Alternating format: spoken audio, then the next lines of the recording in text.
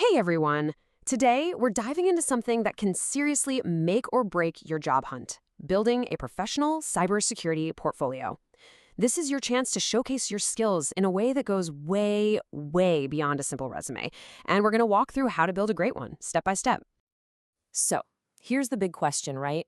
It's what every hiring manager is thinking. Your resume might say network analysis or vulnerability identification, but how do they really know you can walk the walk? That's the gap we're going to close today. We're moving from just telling employers what you know to actually showing them. Let's really break down the difference here. A resume, it's a summary. It's the story you tell. But a portfolio, that's your evidence. It's the in-depth, tangible proof that backs up all your claims. Think of it like this. A resume says, hey, I'm a great chef. But the portfolio is you serving them an absolutely delicious meal. Okay, so let's get into the specifics. In this first part, we're going to officially define what we mean by a portfolio in the world of cybersecurity and really get to the heart of why it's become such a critical tool for anyone who's serious about landing a great job in this field. Now, what's really cool about this definition, for me, are those last two words, passionate and capable. That's the one-two punch a great portfolio delivers. See, it's not just some dry folder full of files, it's a carefully curated exhibit that proves your technical skills while also screaming, I love this stuff. Okay, so now you get what a portfolio is. The next logical question is, well, where do you put it? This is kind of like choosing the right stage to tell your professional story. And believe me, the platform you pick says something about you. So let's check out the options. You've basically got four main paths you can go down, and each one requires a different level of technical know-how. You can go from a simple folder on your computer to easy cloud sharing to a really polished website or even a Git repository if you want to show off some deeper technical skills. Let's break each one down. First up, we've got the most straightforward option, just a good old-fashioned documents folder right on your computer. This is literally your personal digital filing cabinet. It's fantastic for just getting organized, making subfolders for your projects, and having it all in one spot before you decide how you're going to share it. Simple, offline, and super effective for getting your thoughts in order. Option 2 takes it up a notch in terms of accessibility. Using something like Google Drive or Dropbox is like having a shareable cloud-based binder. The real win here is just how easy it is to share. You send one single link and boom, any changes or updates you make are instantly live for the employer. It's dynamic and honestly incredibly convenient. All right, now if you're looking for a more polished approach, this is it. A tool like Google Sites lets you turn all those documents into a professional online gallery. You get your own unique URL that you can stick on your resume, and its responsive design means your work is going to look fantastic no matter what device someone is looking at it on. It just sends a clear signal that you're serious. And finally, for those of you who really want to flex your technical muscles, there's the Git repository. Think of this as a developer's public workshop.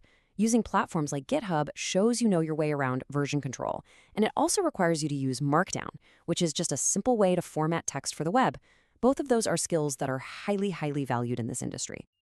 All right, we've covered the where, but now we're getting to the absolute most important part, the what. A beautiful looking portfolio is totally useless if the content inside is weak. So let's dive into the key ingredients that are going to make your portfolio powerful and really impressive. The best way to think about this is like you're telling a story about your skills. You start with the foundation, right? That's your professional statement and your resume, setting the stage for who you are. Then you prove your core skills with some auditing and analysis projects.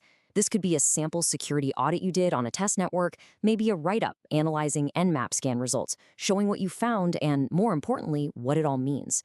Next, you have to prove you can get your hands dirty with technical skills. Don't just say you know Linux. Show a screenshot of a complex command using grep or awk to pull specific data from a huge log file. That naturally leads into threat management. Here, you could include a sample incident handler's journal, documenting the exact steps you take to identify, contain, and fix a specific vulnerability you found. And to top it all off, you can show off your scripting skills. Maybe include a simple Python script you wrote that parses firewall logs to flag suspicious activity. See, when you follow this flow, you're not just listing skills, you're telling a compelling story of your capabilities from beginning to end. We are in the home stretch.